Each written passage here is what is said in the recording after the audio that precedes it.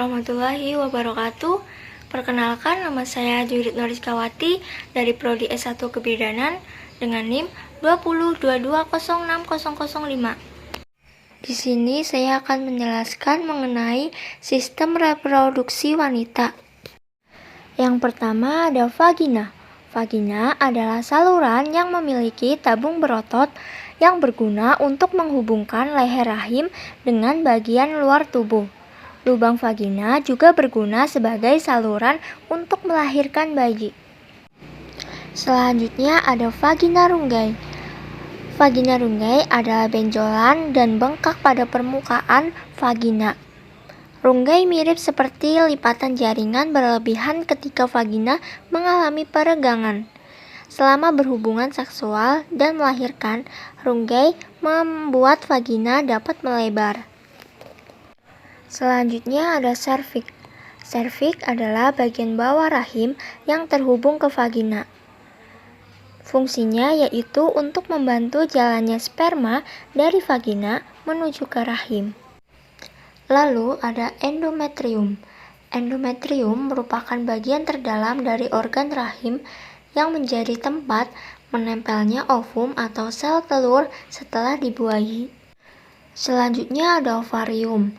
Ovarium adalah kelenjar kecil yang berbentuk oval yang terletak di kedua sisi rahim wanita. Fungsinya yaitu untuk memproduksi dan menyimpan telur serta menghasilkan hormon wanita seperti estrogen dan progesteron. Selanjutnya ada mesovarium.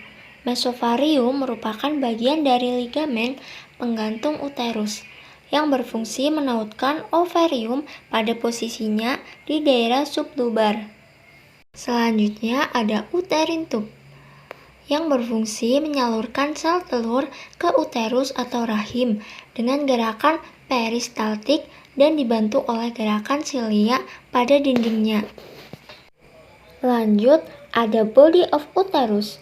Body of uterus memiliki beberapa fungsi.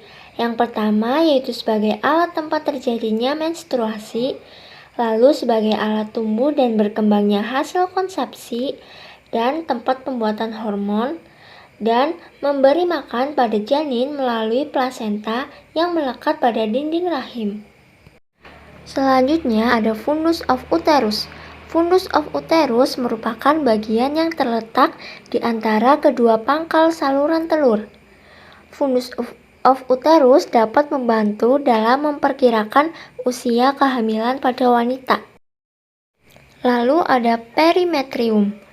Perimetrium adalah lapisan rahim yang paling luar. Fungsinya yaitu sebagai pelindung uterus. Selanjutnya ada isthmus. Isthmus merupakan bagian tabung yang hampir sejajar lurus dengan dinding berotot yang relatif tebal dan dengan lumen tersempit. Lalu ada ampula. Ampula adalah bagian tengah tuba falopi yang terluas dan terpanjang dan menjadi tempat bertemunya sel telur dan sel sperma. Lalu ada ovarium, artery, and vein yang berfungsi sebagai pemasok darah utama. Selanjutnya ada suspensory ligament of ovary yang berfungsi untuk menempelkan ovarium pada dinding pelvis. Selanjutnya ada infundibulum. Infundibulum memiliki fungsi menangkap ovum yang matang dan menampung sel ovum yang telah ditangkap oleh fimbriae. Fimbriae ini berfungsi untuk menangkap sel ovum yang telah matang yang dikeluarkan oleh ovarium. Lalu ada myometrium yang berfungsi menjaga janin dari benturan. Lalu ada uterine, artery, and vein yang berfungsi sebagai pemasok darah utama.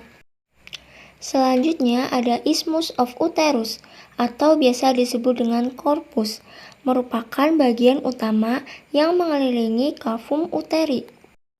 Lalu ada vaginal artery, adalah arteri pada wanita yang memasok darah ke vagina dan dasar kandung kemih.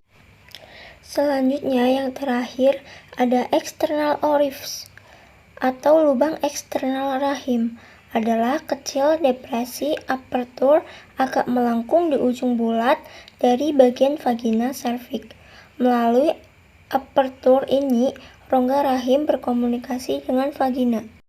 Sekian video penjelasan dari saya. Mohon maaf apabila ada kesalahan. Terima kasih. Wassalamualaikum warahmatullahi wabarakatuh.